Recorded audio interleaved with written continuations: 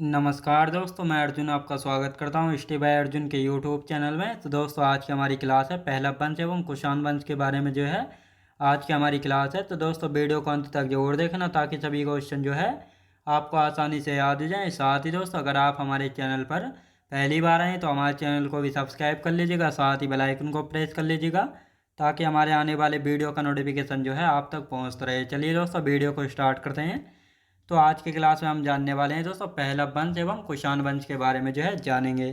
तो दोस्तों, यहाँ पे हेडिंग डाल लेते हैं पहला वंश एवं कुषाण वंश। पहला एवं कुषाण वंश के बारे में जानेंगे। तो दोस्तों, हम पहले पहला वंश के बारे में जान लेते हैं और उसके बाद जो है कुषाण वंश को स्टार्ट करेंगे।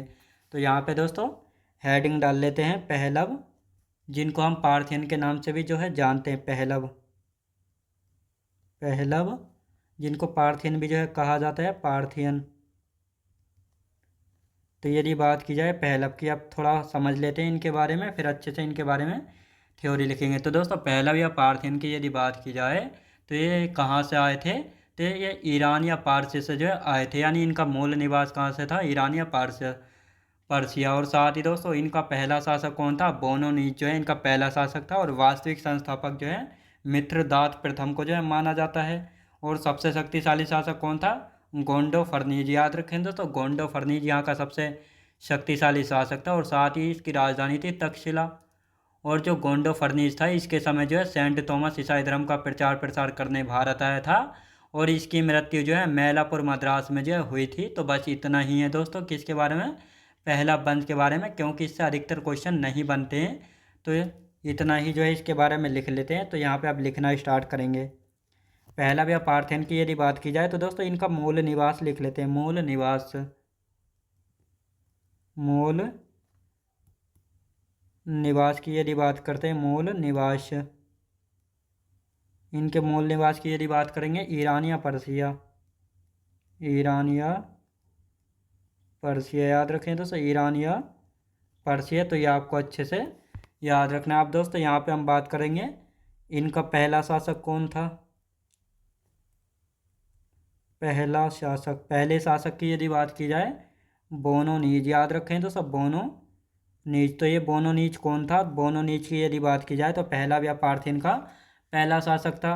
अब इसका वास्तविक संस्थापक या रियल फाउंडर की यदि बात की जाए तो वास्तविक संस्थापक, वास्तविक संस्थापक किसको माना जाता है? मित्रदात को। याद रखें दोस्तों, मित्रदात प्रथम को जो है माना जाता है। और साथ ही दोस्तों, अब यहाँ पे हम बात करेंगे सबसे शक्तिशाली शासक कौन था? सबसे शक्तिशाली, सबसे शक्तिशाली शासक, सबसे शक्तिशाली शासक की यदि बात की जाए तो दोस्तों कौन था? गोंडो फर्नीज। याद रखें दोस्तों, गोंडो फर्नीज था। कौन था दोस्तों? गोंडो फर्नीज था। और साथ ही इसी गोंडो फर्नीज की यदि बात की जाए तो इसकी राजधानी की यहाँ पे हम बात करेंगे। इसने राजधानी क्या बनाई थी? राजधानी बनाई थी दोस्तों इसने तक्षशिला। क्या बनाई थी? तक्षशिला जो है इसने राजधानी बनाई थी। और साथ ही दोस्तों, यहाँ पे हम बात करेंगे इसके समय जो है सेंट थॉमस ईसाई धर्म का प्रचार प्रसार करने आया था। इसके समय Saint Thomas, Saint Thomas, Saint Thomas ईसाई धर्म का, ईसाई धर्म का प्रचार प्रसार, प्रचार प्रसार करने करने भारत आया था। करने भारत जो है आया था, भारत आया था। तो ये आपको अच्छे से याद रखना है, कहाँ आया था दोस्तों? भारत जो है आया था। अब इस सेंट थॉमस की मृत्यु कहाँ पे हुई थी? तो इसकी मृत्यु की यदि बात की जाए तो मैलापुर मद्रास में। मैलापुर, कहाँ पे दोस्तों? मैलापुर मद्रास में जो है हुई थी। तो ये आपको अच्छे से याद रखना है। तो ये हमारा जो पहला था ये हमारा टॉपिक हो गया है कंप्लीट। बस इतना ही है इसके बारे में, क्योंकि इससे जो है दोस्तों ज़्यादा क्वेश्चन नहीं बनते हैं। अब इसका रिवीजन कर लेते हैं, फिर कुषाण वंश के बारे में जानेंगे। और कुषाण वंश का सबसे शक्तिशाली शासक होगा कनिष्क। तो कनिष्क से जो है क्वेश्चन बनते हैं। पहलव या पार्थियन की यदि बात की जाए तो दोस्तों इनका मूल निवास ईरान या पर्सिया को माना जाता है। इनका पहला शासक कौन था? बोनोनीज जो है इनका पहला शासक था। वास्तविक संस्थापक मित्रदात प्रथम, याद रखें दोस्तों, मित्रदात प्रथम जो है कौन था? ये वास्तविक संस्थापक था पहला वंश का। और यहाँ का सबसे शक्तिशाली शासक कौन था? गोंडो फर्नीज। कौन था दोस्तों? गोंडो फर्नीज। और इसने अपनी राजधानी तक्षशिला को बनाया था। किसको दोस्तों? तक्षशिला को। साथ ही इसी गोंडो फर्नीज के समय जो है सेंट थॉमस ईसाई धर्म का प्रचार प्रसार करने भारत आया था। और इस सेंट थॉमस की मृत्यु कहाँ पे हुई थी? मैलापुर मद्रास में। कहाँ पे दोस्तों? मैलापुर मद्रास में जो है हुई थी। तो दोस्तों पहला वंश के बारे में इतना ही है और ये हमारा टॉपिक हो गया है कंप्लीट। अब दोस्तों यहाँ पे हम बात करते हैं कुषाण वंश के बारे में। किसके बारे में दोस्तों? कुषाण वंश के बारे में। तो यहाँ पे हेडिंग डालेंगे कुषाण वंश। कुषाण वंश। कुषाण वंश की यदि बात की जाए दोस्तों, कुषाण वंश के बारे में हम देख लेते हैं। कुषाण वंश। कुषाण वंश की यदि बात की जाए तो इसका संस्थापक कौन था? कुजुल कटफिसेस था। कौन था दोस्तों? कुजुल कटफिसेस जो है कुषाण वंश का संस्थापक था। और साथ ही कुषाण जो है कहाँ से आए थे? मध्य एशिया से आए थे। और यह जो है किस जनजाति से संबंध रखते थे? तो ये जो है यूची जनजाति से संबंधित है। और साथ ही जो कुजुल कटफिसेस था इसका उत्तराधिकारी कौन बनता है? इसका उत्तराधिकारी बनता है दोस्तों भीम कटफिसेस, जिसको वास्तविक संस्थापक यानी रियल फाउंडर जो है कहा जाता है। और साथ ही इसकी उपाधि यानी टाइटल, इसको सम्राटों का सम्राट, सर्वलोकेश्वर, महेश्वर, ये सारी जो है इसकी उपाधियाँ थी। और साथ ही दोस्तों इसने सोने व तांबे के सिक्के चलाए थे। साथ ही ये शैव धर्म का अनुयायी था। और इसके सिक्कों पर जो है दोस्तों शिव नंदी बैल आकृति के सिक्के जो है मिले थे। और इससे ही जो है पता लगता है कि ये जो है शैव धर्म का अनुयायी था यानी शिव का उपासक था। तो दोस्तों अब इनके बारे में लिख लेते हैं और इनके बाद लिखेंगे हम कनिष्क के बारे में जानेंगे। तो यहाँ पे हम बात करते हैं दोस्तों कुषाण वंश के संस्थापक की। संस्थापक। संस्थापक बोले तो फाउंडर। संस्थापक कौन थे? कुजुल कड़फिसेस। कुजुल कड़फिसेस।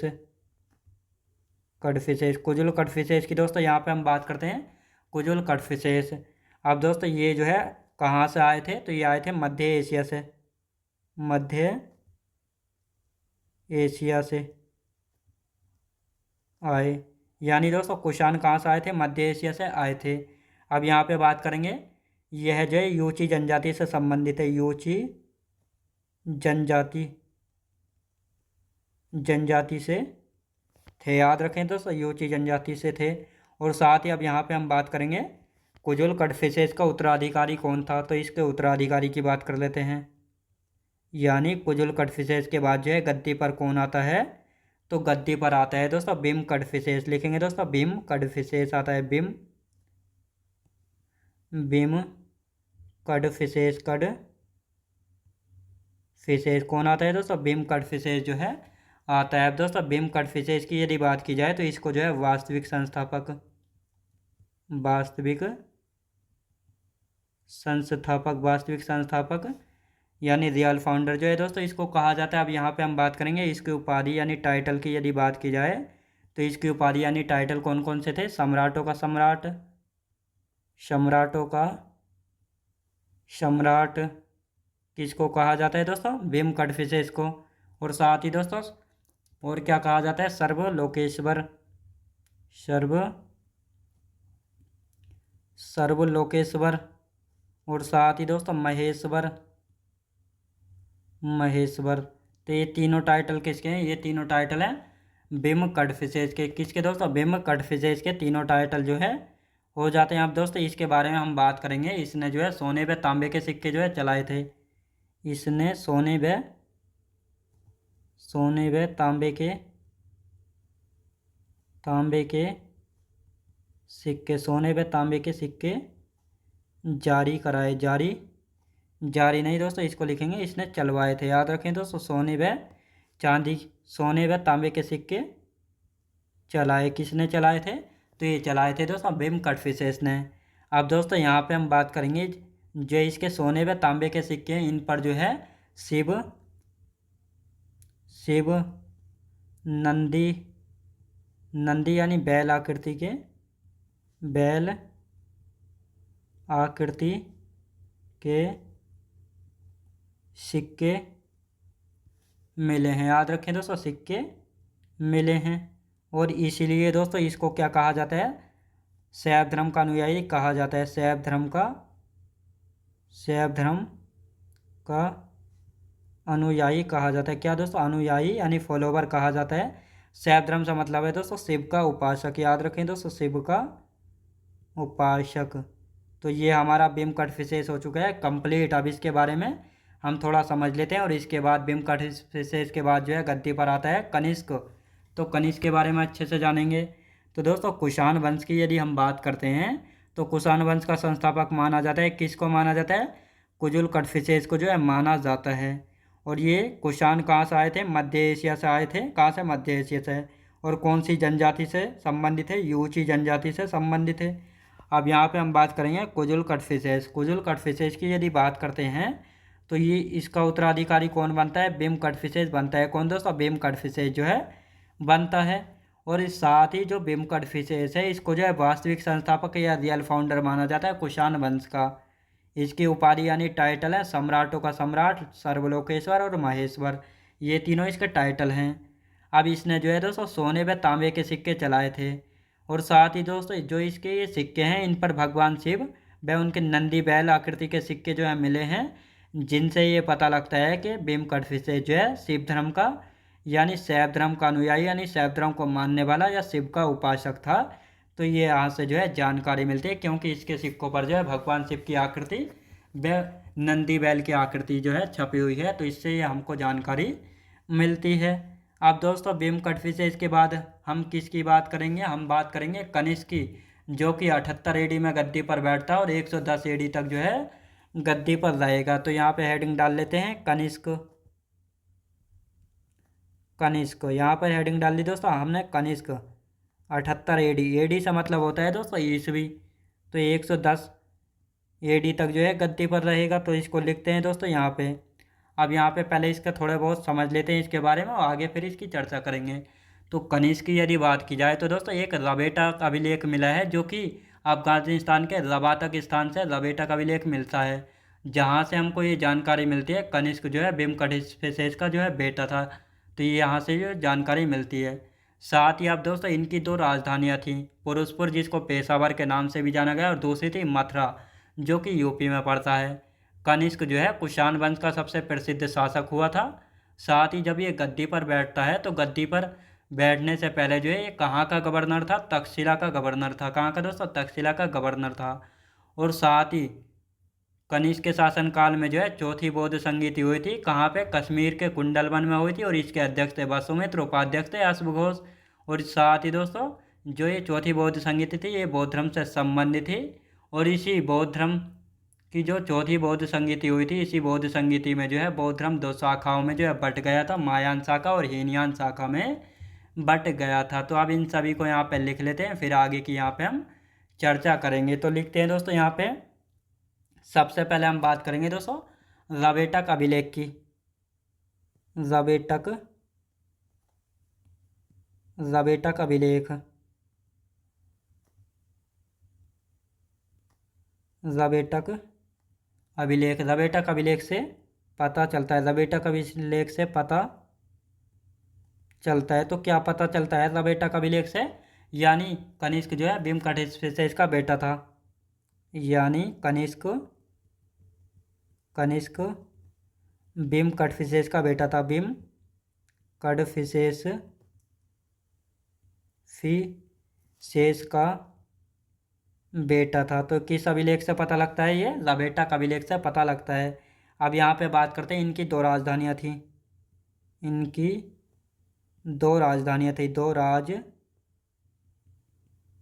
थी। तो कौन कौन सी दो राजधानियाँ थी इनकी। पहली थी दोस्तों यहाँ पे हम बात करेंगे पुरुषपुर।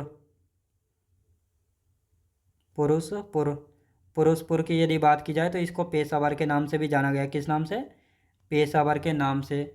और साथ ही दोस्तों दूसरी है मथुरा। मथुरा कहाँ पे पड़ती है, यूपी में पड़ती है मथुरा, याद रखेंगे। तो दूसरी राजधानी थी मथुरा। अब यहाँ पे हम बात करेंगे कनिष्क जो है कुषाण वंश का सबसे प्रसिद्ध शासक था। लिखेंगे दोस्तों कनिष्क कुषाण वंश का सबसे प्रसिद्ध शासक था। याद रखें दोस्तों, यहाँ पे हम बात करते हैं कनिष्क जो है कुषाण वंश का सबसे प्रसिद्ध शासक था। तो यह आपको अच्छे से याद रखना है। आप दोस्तों यहाँ पे हम बात करेंगे कनिष्क जब गद्दी पर बैठा था तो उससे पहले कहाँ का गवर्नर था। तो ये तक्षशिला का गवर्नर था। लिखेंगे दोस्तों, कनिष्क गद्दी पर बैठने से पहले, गद्दी पर बैठने से पहले, बैठने से पहले, बैठने से पहले गवर्नर था। तो कहाँ का गवर्नर था? तक्षशिला का। तक्षशिला, याद रखें दोस्तों, तक्षशिला का गवर्नर था। तो यह आपको अच्छे से याद रखना है। आप दोस्तों यहाँ पे हम बात करेंगे, यानी कनिष्क जो है जब गद्दी पर बैठा था, तो कनिष्क गद्दी पर कब बैठा था? लिखेंगे दोस्तों, कनिष्क जब 78 AD में गद्दी पर बैठा तो इसी दिन जो है इसने शक संवत जो है चलाया था। और साथ ही दोस्तों कनिष्क को द्वितीय अशोक भी जो है कहा जाता है, क्योंकि इसने भी बहुत सारे कार्य जो है कराए थे। साथ ही गांधार कला व मथुरा कला का विकास इसी के समय हुआ था, जो कि मूर्ति बनाने की कला है। क्या दोस्तों? मूर्ति बनाने की कला है। शुद्ध शुद्ध सोने के सिक्के किसने चलाए थे? तो ये कनिष्क ने चलाए थे, जो कि सूर्य देवता इन पर छपे हुए थे। और सूर्य देवता को जो है हेलियोक्लिज का प्रतीक जो है माना गया है। तो ये आपको अच्छे से याद रखना है। अब दोस्तों यहाँ पे हम लिखेंगे कनिष्क के बारे में। कनिष्क जब गद्दी पर बैठा,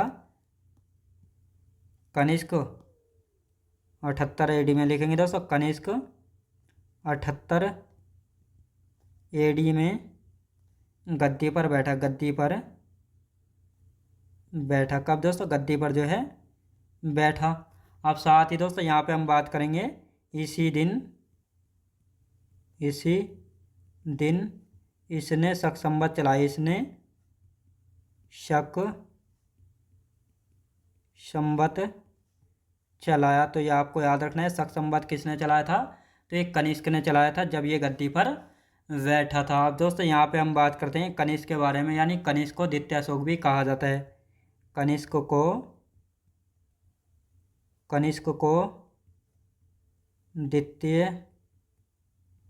अशोक, द्वितीय अशोक भी कहा जाता है। द्वितीय अशोक भी जो है कहा जाता है, क्योंकि इसने भी बहुत सारे कार्य जो है कराए थे। आप लिखेंगे दोस्तों गांधार कला, गांधार, और दोस्तों मथुरा कला, मथुरा कला का विकास हुआ, विकास हुआ।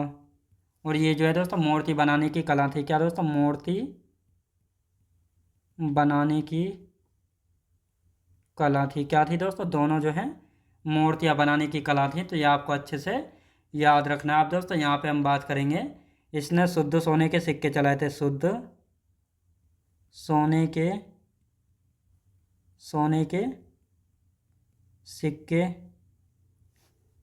चलाए। शुद्ध सोने के सिक्के किसने चलाए थे? कनिष्क ने चलवाए थे, जो कि सूर्य देवता का जो है इन पर चित्र बना हुआ था। और साथ ही दोस्तों सूर्य देवता को जो है हेलियोक्लिज का प्रतीक भी माना गया। हेलियोक्लिज,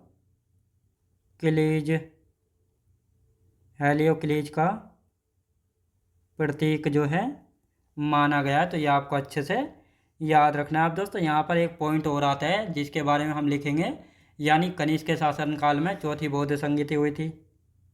कनिष्क के शासनकाल में, कनिष्क, कनिष्क के शासनकाल में, शासनकाल में चौथी बौद्ध संगीति हुई थी। चौथी बौद्ध संगीति हुई, संगीति, चौथी बौद्ध संगीति हुई। तो यह आपको याद रखना है। आप दोस्तों यहाँ पे हम बात करेंगे चौथी बौद्ध संगीति कहाँ पे हुई थी? कश्मीर के कुंडलवन में। कहाँ पे दोस्तों? कश्मीर के, कश्मीर के कुंडल वन में। कहाँ पे दोस्तों? कश्मीर के कुंडल वन में। और साथ ही दोस्तों यहाँ पे हम बात करेंगे इसके अध्यक्ष कौन थे। अध्यक्ष की यदि बात की जाए तो वसुमित्र जो है ये अध्यक्ष थे। और साथ ही दोस्तों यहाँ पे हम बात करते हैं उपाध्यक्ष कौन थे। उपाध्यक्ष की यदि बात करें तो अश्व घोष थे। कौन दोस्तों? अश्व घोष थे। और ये अश्व घोष जो है कनिष्क के दरबारी कवि भी थे। तो ये आपको याद रखना है। अब दोस्तों यहाँ पे हम बात करते हैं, तो ये जो है इसके अध्यक्ष और उपाध्यक्ष जो है हो गए हैं, तो ये आपको अच्छे से याद रखना है। अब दोस्तों यहाँ पे हम बात करेंगे इसके दरबारी कवियों के बारे में बात कर लेते हैं, लेकिन पहले इसके बारे में थोड़ा समझ लेते हैं अब। तो दोस्तों यहाँ पे हम बात करेंगे कनिष्क। कनिष्क की यदि बात की जाए तो ये 78 एडी में गद्दी पर बैठता है और 110 एडी तक जो है गद्दी पर रहेगा। लाबेटा का अभिलेख से पता लगता है कि कनिष्क जो है भीम कटपिसेस का बेटा था। इनकी दो राजधानियाँ थी, पुरुषपुर जो कि पेशावर भी इसको कहा गया है, दूसरी थी मथुरा जो कि यूपी में है। अब आते हैं दोस्तों कनिष्क। कनिष्क जो है कुषाण वंश का सबसे प्रसिद्ध शासक था। गद्दी पर बैठने से पहले गवर्नर था। तो जब कनिष्क 78 एडी में गद्दी पर बैठा तो उससे पहले कहाँ का गवर्नर था? तक्षशिला का गवर्नर था। कनिष्क जो है 78 एडी में गद्दी पर बैठा तो इसी दिन जो है इसने शक संवत जो है चलाया था। शक संवत किसने चलाया था? कनिष्क ने चलाया था। कब चलाया था? 78 एडी में, 78 ईस्वी में चलाया था। कनिष्क को जो है द्वितीय अशोक भी जो है कहा जाता है। इसी के समय गांधार और मथुरा कला का विकास हुआ, जो कि मूर्ति बनाने की कला हैं दोनों। और साथ ही इसने जो है शुद्ध सोने के सिक्के चलाए थे, जो कि सूर्य देवता का इस पर चित्र छपा था। और साथ ही सूर्य देवता को हेलियोक्लिज का प्रतीक भी जो है माना जाता है। अब आते हैं दोस्तों कनिष्क के शासन काल में जो है चौथी बौद्ध संगीति हुई थी, यानी बौद्ध धर्म में जो है 4 संगीतियाँ हुई थी, जिनमें से जो चौथी बौद्ध संगीति हुई थी ये कहाँ पे हुई थी? कश्मीर के कुंडलवन में हुई थी। और इसके अध्यक्ष थे वसुमित्र और इसके उपाध्यक्ष थे अश्वघोष। तो ये हुई थी चौथी बौद्ध संगीति कनिष्क के समय। तो ये आपको अच्छे से याद रखना है। अब आते हैं दोस्तों इसके दरबारी कवि। इसके दरबारी कवि की यदि बात की जाए तो लिखेंगे दोस्तों दरबारी कवि। तो कौन कौन जो है दोस्तों इसके दरबारी कवि थे? जैसे सबसे पहले हम बात करेंगे राजनीतिक कवि एक एवं लेखक कौन थे? तो अश्वघोष थे। दूसरे थे नागार्जुन, जिनको शून्यवाद का जनक और सापेक्षता के सिद्धांत का जनक कहा जाता है। साथ ही इनकी एक पुस्तक थी प्रज्ञा पारमिता सूत्र। साथ ही तीसरे हैं दोस्तों चरक, जिन्होंने चरक संहिता लिखी जो कि चिकित्सा से संबंधित थी। और अंतिम शासक हुआ होता है दोस्तों इसका वसुदेव सेकंड। कौन दोस्तों? वासुदेव सेकंड। तो आप दोस्तों यहाँ पे हम लिख लेते हैं और ये समाप्त हो जाएगा। लिखेंगे दोस्तों सबसे पहले राजनीतिक कवि। राजनीतिक कवि या लेखक। राजनीतिक कवि या लेखक की यदि बात की जाए कौन थे दोस्तों? अश्वघोष थे। किसके? कनिष्क के। याद रखें दोस्तों कनिष्क के। अब दोस्तों यहाँ पे हम बात करेंगे किसकी? नागार्जुन की यदि बात कर लेते हैं। नागार्जुन।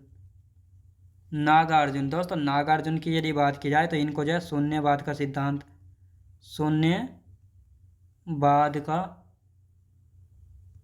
शून्यवाद का जनक जो है इनको कहा जाता है। और साथ ही दोस्तों सापेक्षता के सिद्धांत का, सापेक्षता का सिद्धांत का जनक भी जो है इनको कहा जाता है। और साथ ही दोस्तों इनकी जो एक पुस्तक भी है, तो इसको यहाँ पे हम लिख लेते हैं। तो इनकी पुस्तक कौन सी? इनकी पुस्तक है दोस्तों प्रज्ञा पारमिता।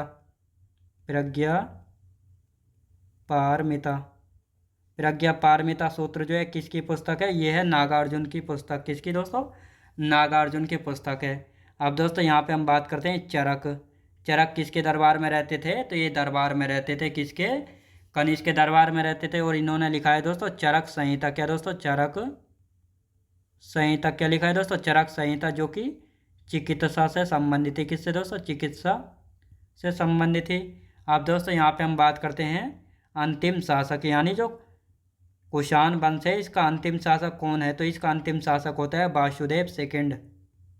वासुदेव सेकंड जो है इसका अंतिम शासक है। किसका दोस्तों? कुषाण वंश का। और ये हमारा टॉपिक हो जाता है कंप्लीट। टॉपिक होता है दोस्तों हमारा कंप्लीट। अब इसका एक बार रिवीजन कर लेते हैं और उसके बाद जो है हम गुप्त वंश को जो है स्टार्ट करेंगे। तो यहाँ पे हम बात करने वाले हैं दरबारी कवि। तो इसके दरबारी कौन कौन थे?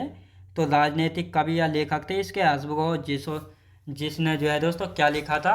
इन्होंने बुद्ध चरित्र लिखी है, जिसमें जो है महात्मा बुद्ध की जीवनी के बारे में जो है बताया गया है। तो किसने? अश्वघोष ने लिखी थी। और साथ ही नागार्जुन हैं, जिनको शून्यवाद का जनक और सापेक्षता के सिद्धांत का जनक कहा जाता है। और साथ ही इनकी एक पुस्तक है प्रज्ञा पारमिता सूत्र। तो ये भी आपको याद रखना है, नागार्जुन की पुस्तक है प्रज्ञा पारमिता सूत्र। फिर हैं चरक। चरक ने चरक संहिता लिखी है, जो कि चिकित्सा से संबंधित है। किससे? चिकित्सा से संबंधित हैं। अब दोस्तों यहाँ पे हम बात करेंगे अंतिम शासक कौन है। वासुदेव सेकंड जो है अंतिम शासक है किसका, कुषाण वंश का। और कुषाण वंश हमारा होता है कंप्लीट, क्या हो जाता है दोस्तों, कंप्लीट जो है हो जाता है।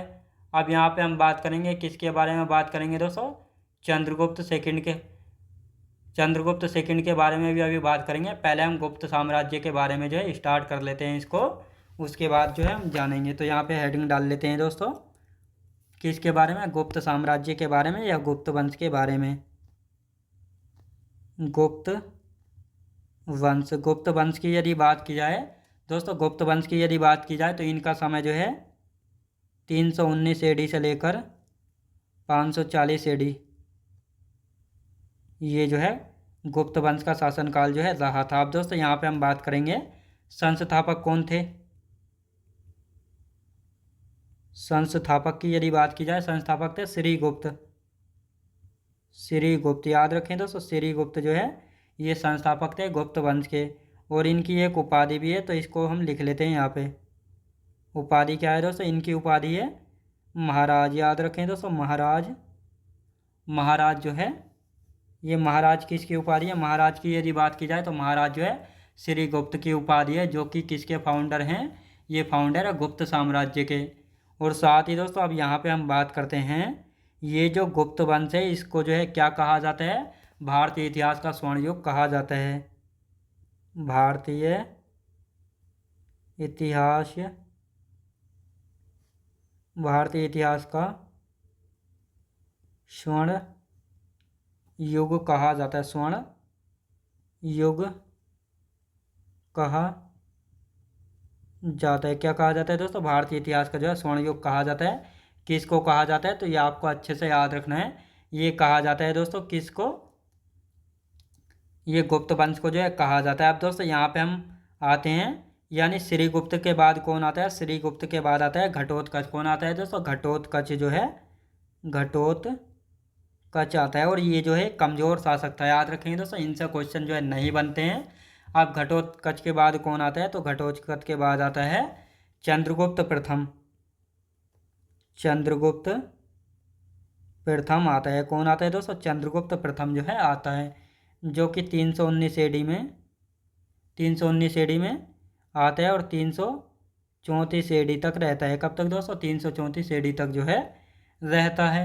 अब दोस्तों यहाँ पे हम बात करने वाले हैं जो चंद्रगुप्त प्रथम है, ये जो है दोस्तों गुप्त साम्राज्य को इसने शक्तिशाली बनाया था। गुप्त साम्राज्य को, गुप्त साम्राज्य को शक्तिशाली बनाया, शक्तिशाली बनाया। तो गुप्त साम्राज्य को किसने जो है शक्तिशाली बनाया था, चंद्रगुप्त प्रथम ने। क्वेश्चन पूछ लिया जाता है। और इसकी उपाधि यानी टाइटल की भी हम बात कर लेते हैं। उपाधि यानी टाइटल क्या थी, महाराजा धीराज। महाराजा धीराज, महाराजा धीराज की यदि बात की जाए तो ये किसकी उपाधि है, ये जो है दोस्तों चंद्रगुप्त प्रथम की उपाधि है, जो कि घटोत्कच के बाद जो है गद्दी पर आया था। और साथ ही दोस्तों इसको वास्तविक संस्थापक कहा जाता है, वास्तविक संस्थापक, वास्तविक संस्थापक जो है इसको कहा जाता है। अब दोस्तों यहाँ पे हम बात करेंगे, जिस दिन गद्दी पर बैठा था उसी दिन इसने गुप्त संवत जो है चलाया था। लिख लेते हैं दोस्तों, यहाँ पे हम बात करेंगे वास्तविक संस्थापक किसको, चंद्रगुप्त प्रथम को कहा जाता है। चंद्रगुप्त प्रथम को जो है कहा जाता है। अब इसका हम रिवीजन कर देते हैं। यानी यहाँ पे हम बात करेंगे गुप्त वंश। गुप्त वंश की यदि बात की जाए तो 319 AD से लेकर 540 AD तक जो है इसका शासनकाल रहा था। अब संस्थापक की बात की जाए तो श्रीगुप्त जो है गुप्त वंश के संस्थापक हैं। और साथ ही इनकी एक उपाधि है जिसका नाम है महाराज। तो महाराज की उपाधि किसकी है, श्रीगुप्त की है। तो ये आपको याद रखना है। साथ ही गुप्त वंश को या गुप्त साम्राज्य को जो है भारतीय इतिहास का स्वर्ण युग जो है कहा जाता है। तो ये आपको अच्छे से याद रखना है। और साथ ही श्रीगुप्त के बाद गद्दी पर आता है घटोत्कच, जो कि एक बहुत ही कमज़ोर शासक हुआ था। इसके बाद आता है दोस्तों चंद्रगुप्त प्रथम। चंद्रगुप्त प्रथम की यदि बात की जाए तो ये 319 से लेकर 334 ईस्वी तक जो है गद्दी पर रहता है। और गुप्त साम्राज्य को जो है इसने शक्तिशाली बनाया था। उपाधि की बात की जाए तो इसकी उपाधि यानी टाइटल है महाराजा धीराज। सबसे ज़्यादा उपाधि पूछी जाती है, महाराजा धीराज किसकी उपाधि है, चंद्रगुप्त प्रथम की उपाधि है। तो ये आपको अच्छे से याद रखना है। और साथ ही वास्तविक संस्थापक किसको कहा जाता है, चंद्रगुप्त प्रथम को किसका वास्तविक संस्थापक कहा जाता है, तो ये गुप्त वंश का जो है कहा जाता है। तो ये आपको अच्छे से याद रखना है। अब दोस्तों इससे आगे का जो बचा हुआ है उसको हम कल की क्लास में कंटिन्यू करेंगे। तो दोस्तों मैं उम्मीद करता हूँ आपको वीडियो क्वालिटी कंटेंट वगैरह सभी कुछ आपको पसंद आया होगा। पसंद आया तो लाइक शेयर और सब्सक्राइब करना बिल्कुल भी ना भूलें। साथ ही दोस्तों अगर आप हमारे चैनल पर पहली बार आएँ तो हमारे चैनल को भी सब्सक्राइब कर लीजिएगा। साथ ही बेल आइकन को प्रेस कर लीजिएगा ताकि हमारे आने वाली वीडियो का नोटिफिकेशन जो है आप तक पहुंचता रहे। चलिए दोस्तों मिलते हैं नेक्स्ट वीडियोज़ में।